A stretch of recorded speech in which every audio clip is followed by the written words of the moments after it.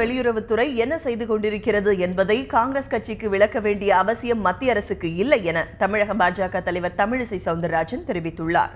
கும்பகோணத்தில் தந்தி டிவி செய்தியாளருக்கு பேட்டியளித்த அவர், லலித் மோடிக்கு மனிதாபிமான அடிப்படையில் சுஷ்மா சுவராஜ் உதவி செய்ததை காங்கிரஸ் கட்சி பெரிதுபடுத்துகிறது என்றும் ஆதாரமற்ற குற்றச்சாட்டை அக்கட்சி கூறி வருவதாகவும் குறிப்பிட்டார்.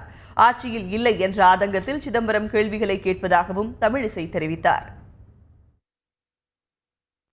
மறுபடியும் ஆதாரமற்ற குற்றச்சாட்டை சொல்லிக் கொண்டு வருகிறார்கள் என்றால் ஆட்சியில் இப்பொழுது இல்லையே என்ற ஒரு ஆதங்கம் காங்கிரஸை சார்ந்தவர்களிடம் இருக்கிறது. அதுவும் குறிப்பாக சிதம்பரத்திடம் இருக்கிறது.